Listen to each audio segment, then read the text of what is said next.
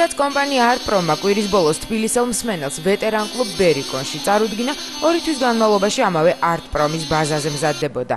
საქართველოს რომ მულტიკულტურული ქვეყანა, ამაზე ბერიკონში მისულ ცნობილ სახეებს კიდევ ერთხელ შეახსენეს და კოსმოპოლიტიზმზეც აშკარად მიუთითეს.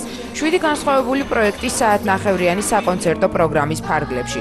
ასეთი იყო შაბათ-საღამოს კლუბის მუსიკალური მენიუ, რომელსაც მსმენელი კოქტეილივით შეექცეოდა და უცნაური ინგრედიენტების გემოს ამოცნობასაც აქტიურად ცდილობდა.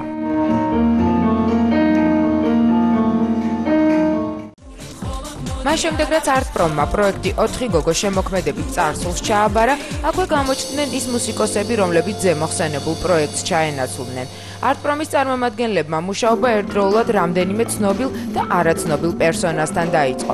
მათ შორის ჯოოსტარ გამოვლილ ლიკა შუბითიძესთან, ლელა წურწუმიას კლიპებით ცნობილ კიკისთან, კარგად ცნობილ და აშკარად შესაშვური ვოკალის მქონე მაია დარსმელიძესთან, იმავე მაოსთან და რაც მთავარია ქურთი ეროვნების მომღერალ ჰამიდთან.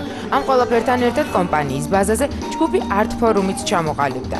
მოკლედ 2 თვიანი მუშაობის ანგარიში ArtPro-მა ადგილობრივ მსმენელს კვირის ბოლოს ჩააბარა. მეტნაკლებად, მაგრამ მაინც რისკთან დაკავშირებული პროექტის წარდგენის წინ კომპანიის წარმომადგენლებს ასეთი განწყობა ჰქონდათ. რამოდენიმე თვის განმავლობაში ვეძებდით მუსიკოსებს, ვიპოვეთ მუსიკოსები და პრინციპში ეს არის 2 თვის ნამუშევარი. და ძალიან ნერვიულობთ, იმიტომ რომ როგორი აზრი იქნება ამის შემდეგ, იმიტომ რომ 2 თვე ძალიან ცოტაა.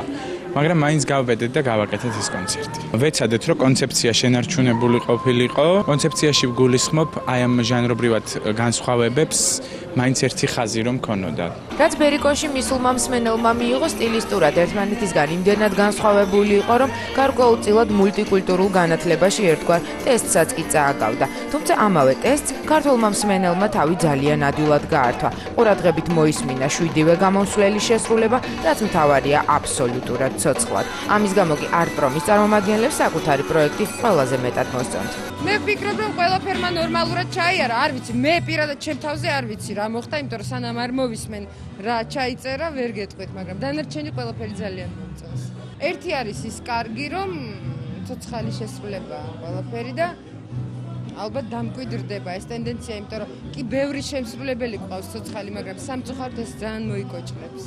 როგორც მოსალოდნელი იყო, კონცერტის კულმინაცია ქურთი ეროვნების ჰამიდი აღმოჩნდა, რომელიც როგორც ჩანს, კარგად ახერხებს საკუთარ სიმღერებში ქურთული ნაციონალური მოტივებისა და ჯაზ-როკის გაერთიანებას. ჯერ კიდევ კონცერტამდე ჰამიდს ArtPro-მელები სრულიად ახალ ხილს უწოდებდნენ. თუმცა იგი ადგილობრივმა მსმენელმა კარგად ნაცნობი ხილივით მიიღო. მის მიმართ კი კეთილგანწყობის გამოხატვას ცეკვით შეეცადა. მიუხედავად იმისა, რომ კონცერტამდე კომპანიის წარმომადგენლებს შორის ნერვიულობის მაჩვენებელი აშკარად მაღალი იყო, ექსპერიმენტმა, რომელზეც ArtPro-მელები სერიოზულ იმედებს ამყარებდნენ, პირველ ეტაპზე ნამდვილად გაამართლა. შემდეგი ეტაპი კი ამავე პროექტის აუდიო და ვიდეო ვერსიების შექმნა და მათი ქართულის გარდა უცხოურ მუსიკალურ ბაზარზე გატანაცაა. ჩვენთვის ძალიან წარმატებულია და ჩვენ არც ისე ცუდი მუსიკოსები ვართ და არც ისე ცუდი ასე ვთქვათ, მე მგონი გემოვნება გვაქვს. ვფიქრობთ, რომ უახლეს მომავალში ჩავატაროთ, წავიდეთ ბათუმში კიდევ, რომ კიდე გადავიღოთ, კიდე ჩავწეროთ და ეს ყველაფერი დღეს რაც ჩაიწერა, ეს ყველაფერი გაიგზავნება და შევთავაზებთ, რა უკვე რაღაც შეთავაზებები არის და მე ვფიქრობ, რომ დღეს უკვე შეეწყო, იცი რა არის? ყველაზე მნიშვნელოვანი რა იყო, იცით, რომ პროექტი, რომელიც იყო აბსოლუტურად უცნობი ყველასთვის, ამ ხელა აჟიოტაჟი გამოიწვია. და დღეს აი ამდენი ხალხი მოვიდა და აი ესეთი აჟიოტაჟი გამოიწვია, ის ეკვეს გაერთეს და მე მგონი, რა ვიცი, ეს უკვე ხალხს უნდა კითხოთ, რამდენად კმაყოფილები არა.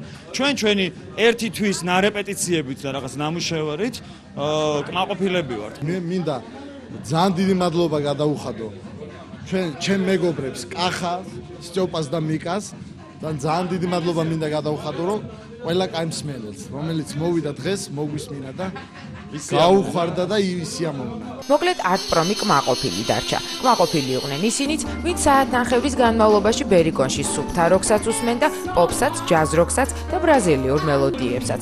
კომპანიის დევიზი კი შემოქმედებას პლუს კომერცია ამ კონცერტის შემდეგ ძალაში შევიდა. და თუ როგორ იმუშავებს იგი, ამაზე მალე ArtPro-მელები ალბათ ისევ თავად ისაუბრებენ.